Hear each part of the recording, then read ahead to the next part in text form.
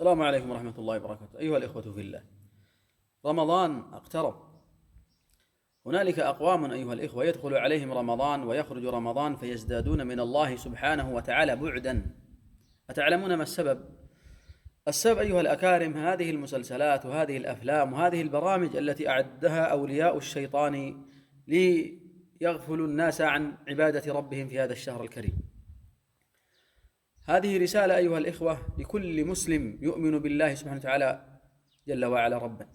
أنا أنصحك وأدعوك إلى أن تترك كل هذه المسلسلات وهذه البرامج وهذه الأفلام حتى خلال شهر رمضان المبارك فقط.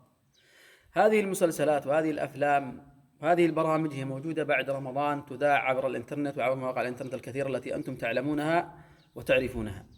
وهذا الأمر ليس تشريعا أو أنها حلال بعد رمضان وحرام في رمضان، ولكن إذا أصريت عليها وما تدري لعل الله سبحانه وتعالى بسبب استقامتك وتركك لمشاهدة هذه الأفلام وهذه البرامج وهذه المسلسلات في رمضان يبدل حالك، وكذلك يحبب إليك المعروف ويبغض إليك المنكر والمنكرات.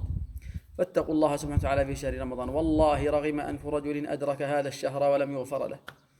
يا أيها الإخوة الكرام، نحن في شهر تخيلوا كل أسباب الرحمة موجودة، الجنة أبوابها مفتحة والنار أبوابها مغلقة، ويعني ينادي منادي الله يا باغي الخير أقبل ويا باغي الشر أقصر، الشياطين مصفدة، ولم يبقى إلا نفسك التي بين جنبيك ألزمها على طاعة ربك سبحانه وتعالى، ألزمها على طاعة ربك، فإنك اليوم على ظهر هذه الدنيا تمشي.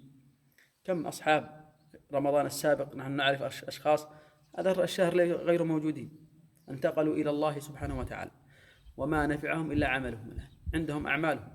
فاتق الله سبحانه وتعالى، فأنت في شهر فضيل قد يغير الله سبحانه وتعالى حياتك كلها في هذا الشهر، ليس فقط حياتك في الآخرة بل حياتك حتى في الدنيا، الحياة الاجتماعية والمالية وأحلامك وأهدافك وما تريد بفضل الله سبحانه وتعالى هذا الشهر.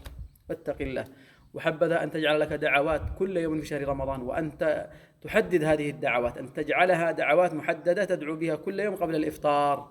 وأسأل الله أن يوفقنا وإياكم، جزاكم الله خير، وكف النوم عنك، إياك أن تنام بالنهار وتسهر في الليل ويفوتك الخير الكثير. حياكم الله.